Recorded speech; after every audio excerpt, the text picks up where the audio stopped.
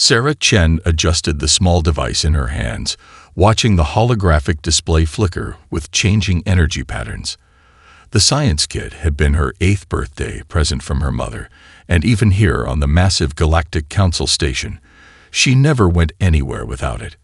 Her father always said that curiosity was humanity's greatest gift to the galaxy. The station's diplomatic quarter buzzed with activity as representatives from 100 worlds hurried to their meetings. Towering Malorians with their crystalline bodies walked alongside the floating tentacle clusters of the Varian Collective. Sarah loved watching them all, but today something else had caught her attention. "That's strange," she whispered, tapping the holographic readout. The energy signature pulsing on her screen didn't match any of the standard patterns she'd learned about. It was coming from somewhere below the public levels, deep in the station's restricted areas. Sarah glanced at her guardian drone, Nova, hovering quietly beside her. The council insisted all human children have an AI companion for safety, but Sarah had long since learned how to adjust Nova's protocols. "Just a quick look," she told the drone, already heading for the maintenance access way she'd spotted earlier. The access tunnel was a tight fit, even for her small frame. Sarah's heart raced with excitement as she followed the strengthening energy signal. The diplomatic quarters' polished halls gave way to utility corridors, their walls lined with pulsing power conduits. Nova's soft blue glow provided just enough light to navigate by. After 20 minutes of careful climbing, Sarah reached a section that looked different from the rest. The metal here was newer, and the air carried a sharp clinical scent. Her science kit's display was going crazy now, showing energy patterns that seemed to twist in impossible ways. Through a ventilation grate, she could see into a vast laboratory space. Figures in environmental suits moved between rows of glowing containment units. Inside each unit, something writhed and shifted, like living shadows trying to take form. Sarah had never seen anything like it. She adjusted her kit's sensors, trying to get a better reading. The energy patterns were similar to the quantum field generators that powered the station, but these were somehow wrong, as if they were meant to tear space apart rather than bend it safely. A sound from behind made her jump. Sarah turned to see a tall figure in the tunnel, its environmental suit marking it as one of the lab workers. "Well," a voice said through the suit's speakers, "this is unfortunate." Sarah backed away, bumping into Nova. "I'm sorry, I got lost. My father is Ambassador Chen, he can." "Yes," the figure interrupted. "We know exactly who you are." It reached for her with a gloved hand. "And we know exactly who will miss you." Nova's defense protocols activated, generating a protective barrier around Sarah. But the figure pulled out a device that sent out a pulse of that twisted energy. Nova's systems crashed instantly. Sarah ran. Her small size was an advantage in the maintenance tunnels, letting her squeeze through gaps the suited figure couldn't follow through. She could hear more pursuers joining the chase, their boots clanging on metal grating. Her father had taught her that in dangerous situations, she should try to record everything.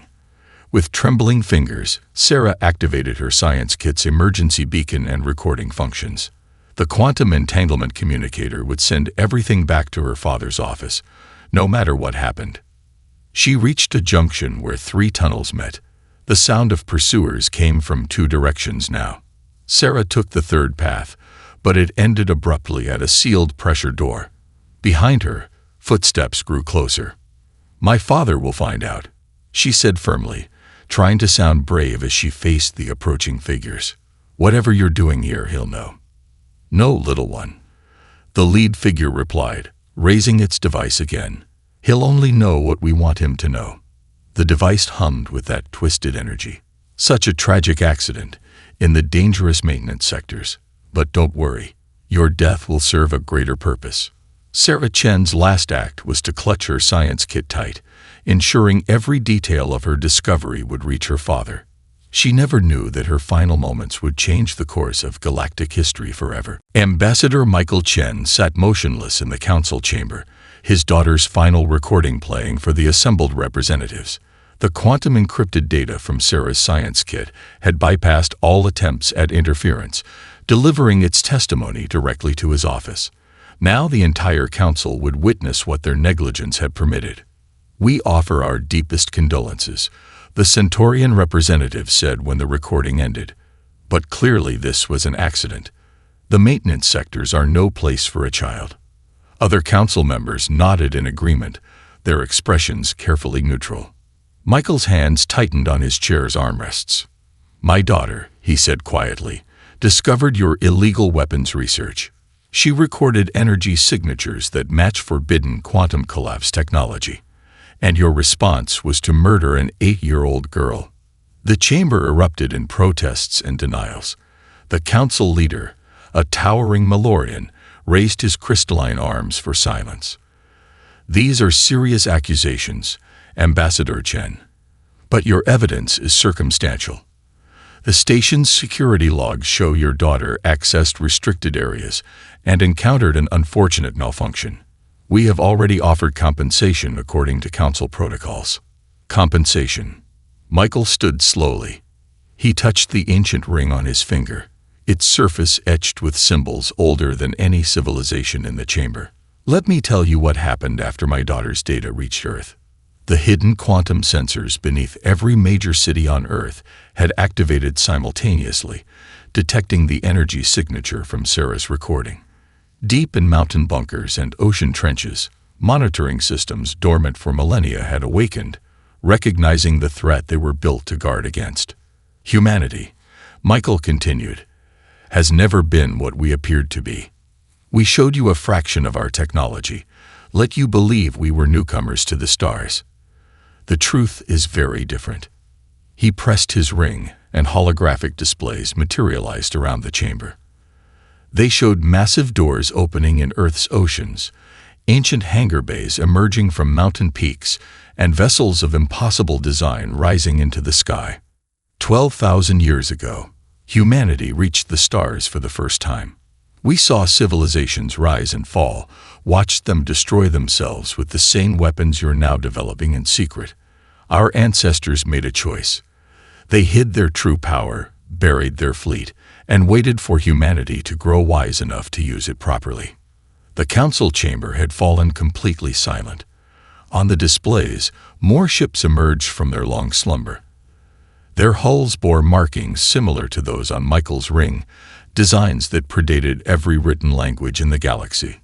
We maintained the fleet in secret, keeping watch over the galaxy while pretending to be less than we were. We waited, hoping we would never need to reveal it, hoping that when we joined the galactic community officially, we would find wisdom and justice. His voice hardened.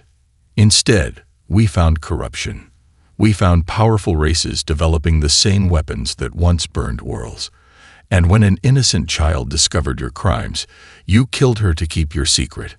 The Centaurian representative stood. "These are baseless accusations. You cannot." "We can," Michael interrupted. "And we will." He touched his ring again, and new images appeared. The ancient Armada was fully revealed now, thousands of ships taking position near key council worlds. Their technology was beyond anything the council races had achieved, the product of civilizations that had reached the stars when most council races were still in their Stone Age. "You killed my daughter to hide your weapons research. Now you face a choice. Surrender those responsible for her death, and cease your illegal weapons development, or face the consequences of waking Earth's ancient guardians." The council leader's crystalline form trembled slightly. "You deceived us all this time." "No," Michael replied softly, looking at the final image of Sarah from her recording. "We waited. We watched. We hoped we would find allies worthy of our trust. Instead, you proved why our ancestors chose to hide their power until humanity was ready to use it wisely." He turned to face the council. "You have 1 hour to decide. Justice for my daughter, or learn exactly why Earth's first age of space travel ended with every other civilization of that era surrendering unconditionally to humanity's might." The waters of the Mariana Trench parted like a curtain of liquid silver. Deep beneath the Pacific Ocean, massive structures began to rise, their surfaces shedding centuries of sediment. Across Earth, similar revelations were taking place. The ice sheets of Antarctica split to reveal vast hangars. The sands of the Sahara Desert rolled away from underground bases larger than cities. In orbit, the Council observation stations watched in stunned silence as humanity's greatest secret revealed itself to the galaxy. The ships of the ancient Armada emerged one by one, each vessel unique in design but bearing the same timeless grace. They moved with impossible precision, their drives leaving no energy wake, their hulls seeming to bend light around them. "They're beautiful," whispered Dr. Elena Santos, chief historian of the Earth Defense Council. She stood in the central command chamber of humanity's hidden mountain base in the Himalayas, watching the fleet awakening through its neural interface displays. All these years studying them, but seeing them fly. The ships ranged from sleek scouts, no larger than modern shuttles, to vast command vessels that dwarfed anything in the current galactic fleet. Their hulls bore symbols that had inspired Earth's earliest writing systems, scripts that humans had glimpsed in their dreams for millennia without knowing their true significance. The Dreamweaver-class vessels are responding exactly as the archives predicted, reported Admiral James Chen, Michael's brother and Sarah's uncle. His eyes were red from mourning, but his voice remained steady. Neural interfaces active, quantum cores stable.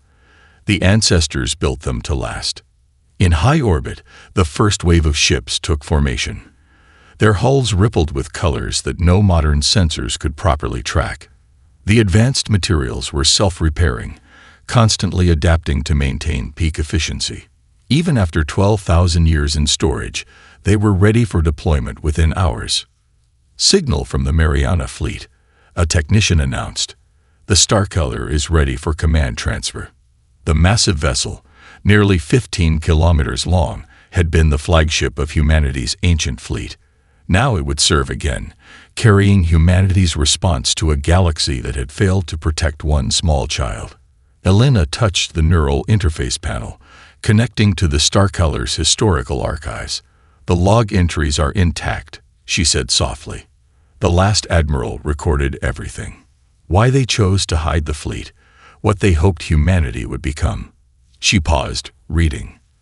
"They knew it might take thousands of years for us to be ready. They waited for us to develop the wisdom to use this power responsibly." "And now?" James asked, watching more ships rise into formation. "Now we use it as they intended." Elena brought up the final log entry. "To protect the innocent, to prevent the strong from oppressing the weak, to ensure that no child in the galaxy ever faces what Sarah did." The neural interfaces hummed as they synchronized with their new commanders. Each ship's quantum core pulsed in harmony, creating a network that spanned the globe. The technology was beyond anything the Council races had achieved, not because humanity's ancestors had been smarter, but because they had understood the importance of patience, of waiting until wisdom matched capability. In the Sahara, the largest ships were emerging. Their hulls were gardens of light, grown rather than built. Technology merged with organic principles in ways modern science was only beginning to understand. They took position above Earth's major cities, not as weapons of war, but as shields of protection. "Final count," James announced. 3,742 vessels combat-ready, all crews linked and synchronized. He turned to the neural interface display. "The ancient Armada is awake." Elena watched the ships moving into their final formation, a sight unseen since before recorded history. "They're not just weapons," she said. "They're a reminder. A reminder that humanity once touched the stars and chose to wait until we were ready to return." She looked at the image of Sarah that hung in the command center. "We wished we had never needed to reveal them. But now that we have." "Now," James finished, "we show the galaxy why our ancestors were both respected and feared, not for their power alone, but for knowing when and how to use it." He opened a channel to all ships. "Ancient Armada, prepare for dimensional shift. We have a promise to keep to my niece." The Centaurian defense fleet assembled in perfect formation around their homeworld. 5,000 ships, the pride of their military, stood ready to defend against Earth's approach. Their energy shields gleamed like a web of light, while their quantum sensors searched for any sign of the ancient Armada. They found nothing until it was too late. The first sign was a subtle ripple in space, like heat waves rising from hot pavement. Then, without any warning, Earth's ships simply appeared throughout their formation. There had been no hyperspace signature, no dimensional wake, nothing to indicate their arrival. They had simply chosen to be there.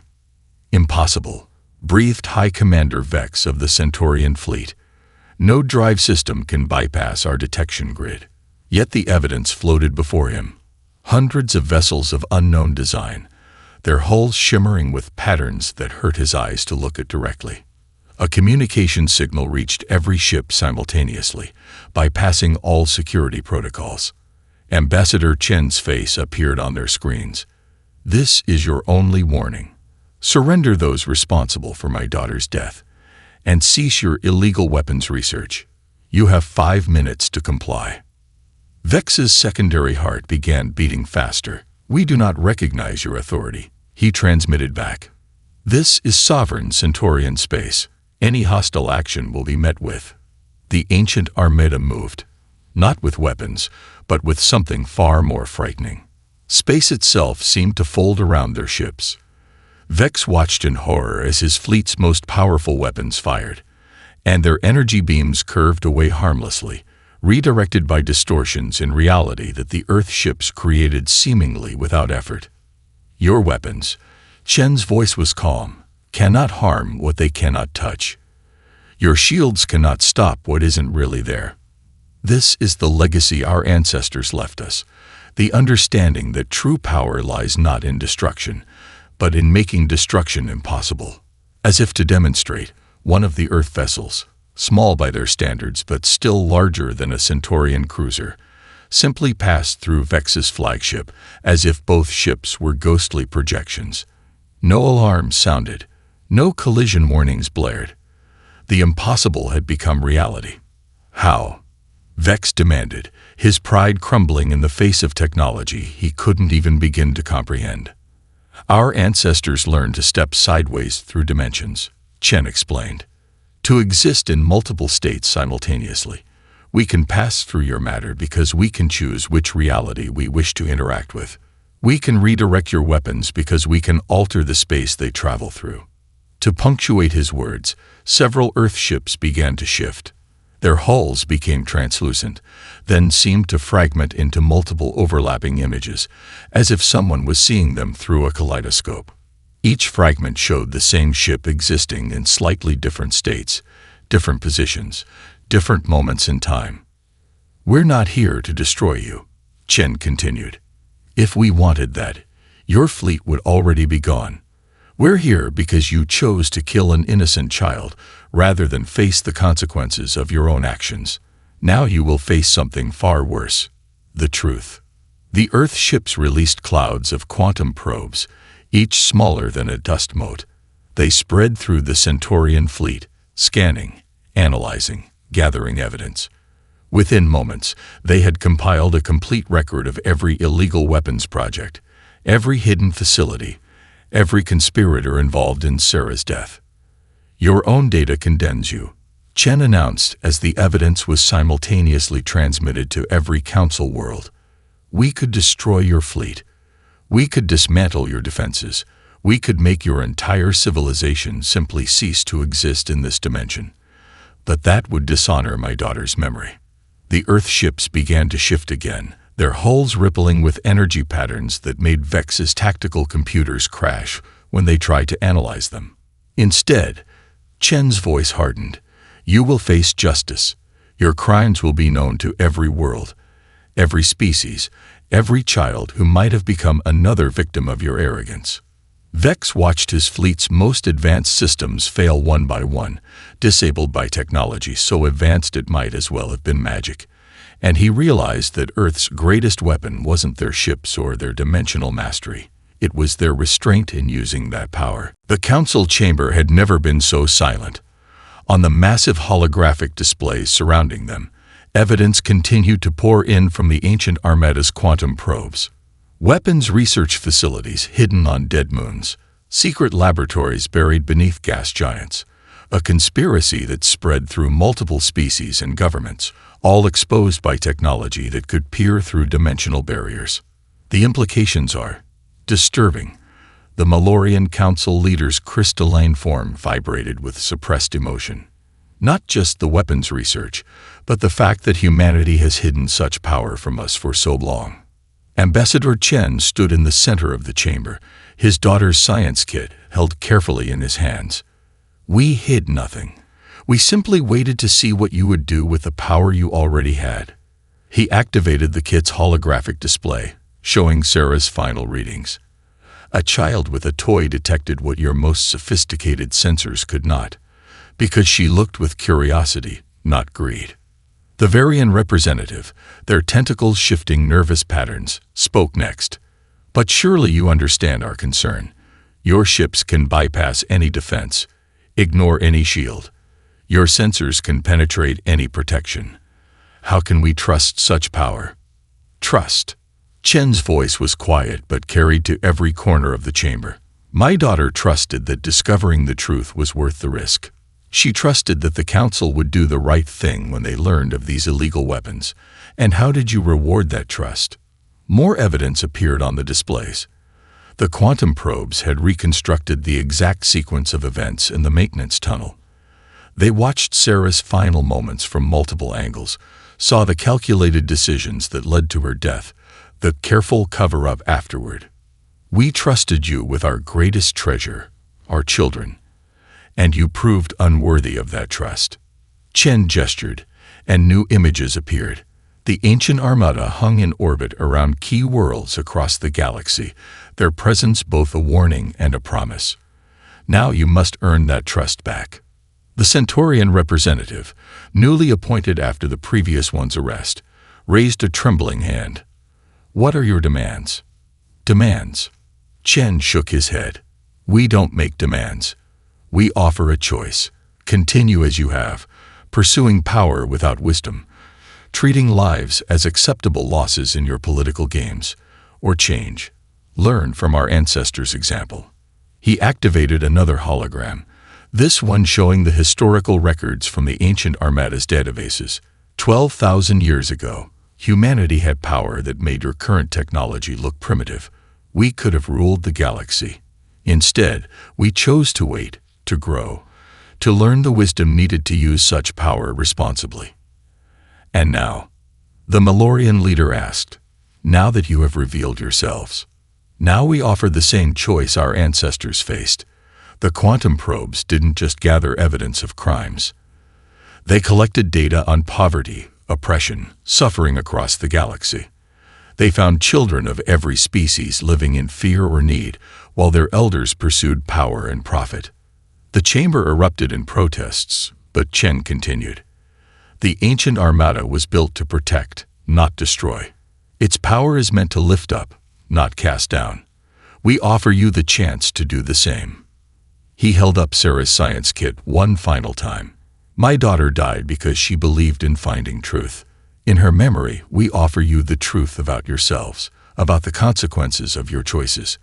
The probe's data is being transmitted to every world, every colony, every station. Your people will know what you have done and what you have failed to do. The council members shifted uncomfortably as their private communications channels exploded with messages from their homeworlds. The truth was spreading, and with it came demands for change. The choice is yours, Chen concluded. But know this, the ancient Armada will remain, not as conquerors, but as guardians. We will watch as we have always watched, and we will act to protect the innocent, as we should have protected Sarah. The Malorian leader's crystalline form caught the light as he bowed his head. Then perhaps it is time for the council itself to change, to become worthy of the trust you once placed in us. Yes, Chen agreed softly, looking at his daughter's image. Perhaps it is. Dr. Elena Santos stood in the great archive chamber aboard the Starkiller, surrounded by holographic displays showing humanity's true history. Council representatives from every major species had been brought here to understand why Earth had chosen its path of secrecy and patience. 12,000 years ago, she began, her voice echoing in the vast space. Humanity reached the stars for the first time, not through chemical rockets or fusion drives, but through understanding the quantum nature of consciousness itself. The displays showed ancient Earth cities, more advanced than anything in the current galaxy, buildings that reached into space, ships that flew without engines, a civilization that had mastered the art of reshaping reality through pure thought. We didn't build the ancient Armada, Elena continued, gesturing to the technical schematics floating around them. We grew it. Each ship is a living thing, a fusion of consciousness and technology that our ancestors cultivated over centuries. The council members watched in awe as the displays showed the ship's true nature. Their hulls weren't metal but crystallized thought, their quantum cores powered by the dreams of their creators. They were expressions of humanity's highest aspirations given physical form. But with this power came a choice. Elena touched a control panel, and the images changed to show other civilizations from that era. We weren't alone in reaching for the stars. We found others, races that had achieved similar technological mastery, and we watched them destroy themselves, one by one. The holographic displays showed ancient wars, entire solar systems consumed by weapons that broke the laws of physics, civilizations that had achieved godlike power but lacked the wisdom to use it properly. Our ancestors faced a decision, she continued. They could rule the galaxy, enforce peace through superior power, or they could do something far more difficult. They could wait. Wait for humanity to grow wise enough to use such power responsibly. Ambassador Chen stepped forward, holding his daughter's science kit. They chose to hide their greatest achievements, buried the fleet in dimensional pockets throughout Earth. They deliberately withdrew from the stars, allowing humanity to develop naturally, culturally, ethically. But they left us guardians, Elena added, bringing up new displays showing the hidden bases and monitoring stations, watchers who maintained the old knowledge, who kept the ancient Armada ready. They knew that someday we would need it. They hoped that day would come after we had learned wisdom, not before. The displays showed the quantum sensors hidden beneath Earth's cities, the invisible network that had monitored space for 12 millennia. Sarah's discovery activated these systems, Elena explained softly. Her death proved that the galaxy still hasn't learned the lessons our ancestors hoped we would. Your people chose to become primitive, the Malorian leader asked incredulously. To forget your own achievements. No, Chen corrected.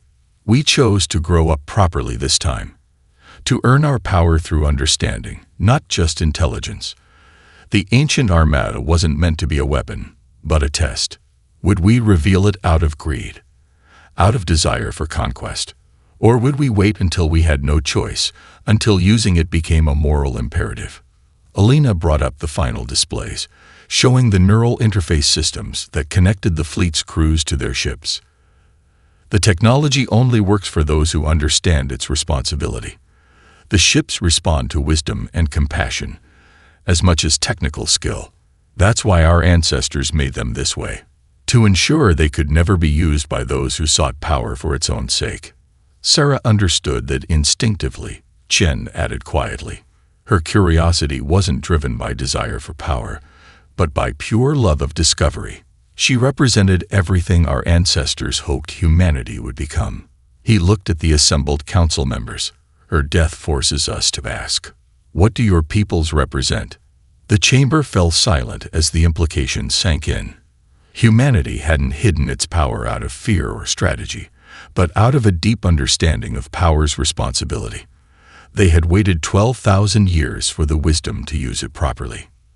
Now you know the truth, Elena concluded. The ancient Armada isn't just a fleet of powerful ships. It's a reminder of what civilization can achieve when it values wisdom over power, protection over dominance. The question is, are you ready to learn that lesson? Captain Maya Santos watched from the bridge of her patrol ship as another refugee fleet approached Earth's solar system. In the months since the ancient Armada's revelation, countless species have begun seeking humanity's protection, not just from external threats, but from their own governments. Scanning the fleet now, her sensor officer reported, mostly Proximan vessels, 3,000 civilians, including 800 children. The officer's voice softened at the last detail. Since Sarah's death, every human crew paid special attention to children under their protection. The ancient Armada had transformed galactic society in ways no one had expected. Instead of using their power to dominate, Earth's ships had become guardians. They appeared wherever children faced danger, wherever the powerless needed protection from the powerful. Maya opened a channel to the approaching fleet. "This is Earth Protection Vessel Starlight.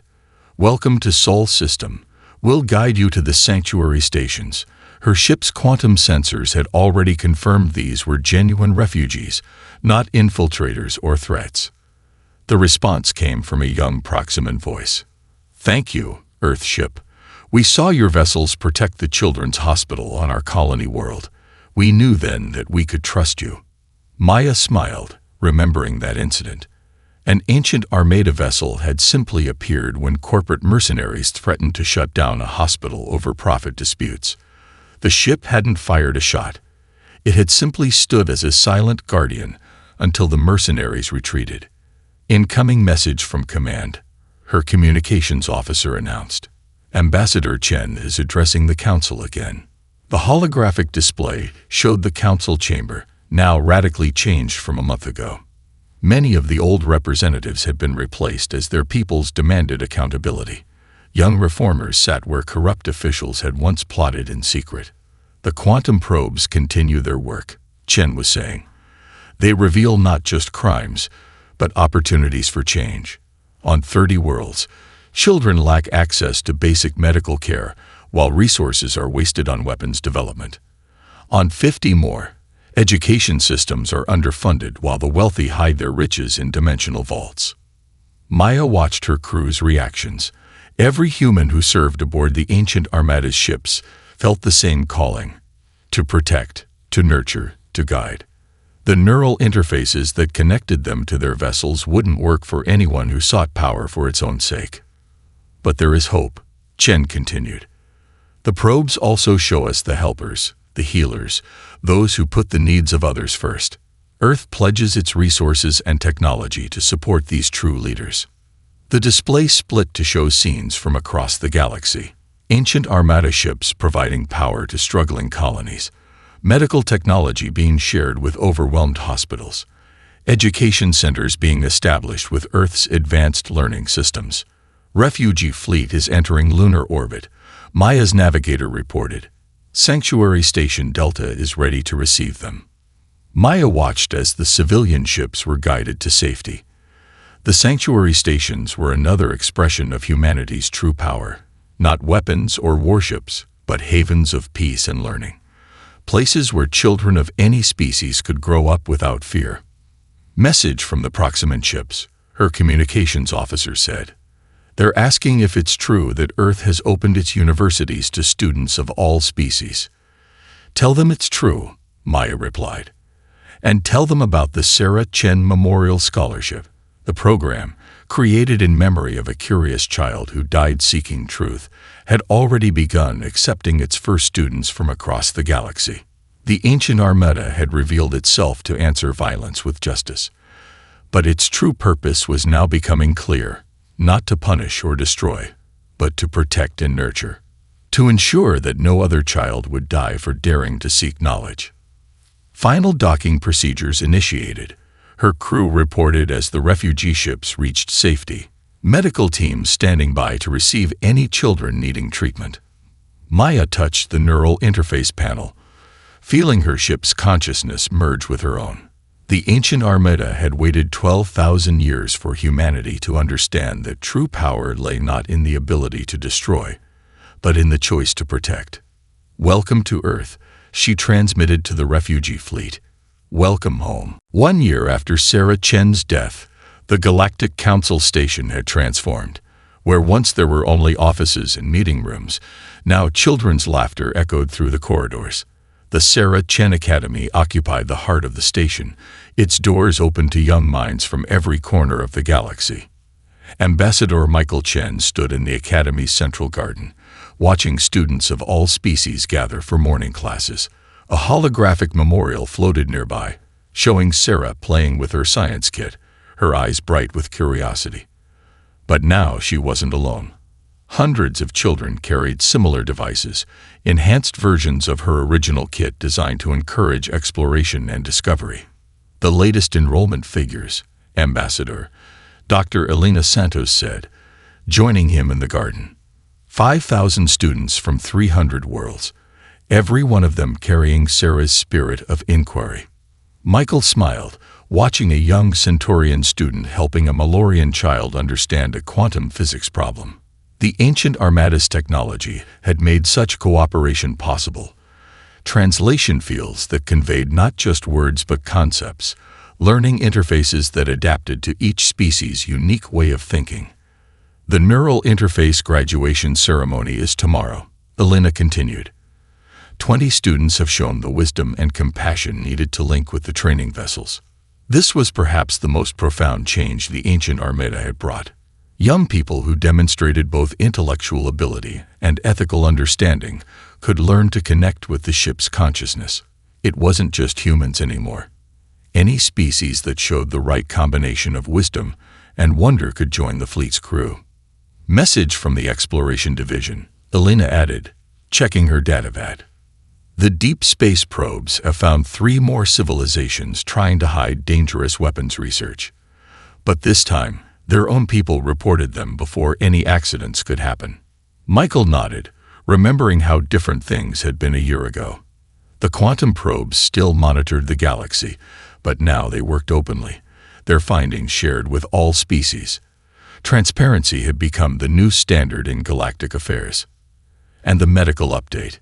He asked softly. The healing technology from the ancient Armada has been successfully adapted for all known species.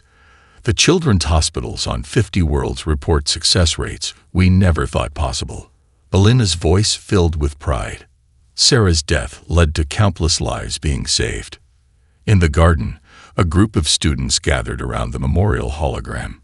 It was part of their morning ritual, remembering the young girl whose courage had changed the galaxy. But it wasn't a sad remembrance. Instead, it was a celebration of curiosity, of the pure joy of discovery that Sarah had embodied. Professor Chen is ready for today's special lecture, Elena said, gesturing to where Michael's brother James waited in one of the Academy's quantum-linked classrooms. The students are especially excited to learn about the ancient Armada's first age of exploration. Michael watched as the children filed into the classroom, each carrying tools that would have seemed like magic a year ago. The neural interfaces, scaled down for learning purposes, let them experience history directly. They could feel what it was like when humanity first reached the stars, understand why their ancestors chose to wait for wisdom to catch up with power. They're not just learning facts, Elena observed. They're learning responsibility. Every student here knows that knowledge without compassion is dangerous. Sarah taught us that. The garden's quantum field hummed softly as an ancient Armada ship passed overhead, its presence a reminder of protection rather than power. The vessel's crew included graduates from the Academy's first class, young people who had proven themselves worthy of the trust Sarah had shown. 1 year, Michael said quietly, touching the memorial's control panel. The hologram shifted to show Sarah's final recorded words about truth and discovery. 1 year, and look how far we've come. She would be proud. Elena agreed. Not just of what we've achieved, but of how we achieved it. We didn't conquer the galaxy. We taught it. We didn't rule through force. We guided through example. The morning sun rose over the station's horizon, its light catching the memorial hologram. For a moment, Sarah's image seemed to smile at the children gathering below, her curiosity living on in each of them. The ancient Armada still watched over the galaxy, but now it watched over a civilization learning to grow up properly, just as humanity had chosen to do so long ago. In the end, Sarah Chen's legacy wasn't the revelation of Earth's power. It was the revelation of how that power should be used, not to dominate, but to protect, not to punish, but to teach, not to end life, but to help it flourish. The new day had dawned, and with it, a new age of wisdom had begun.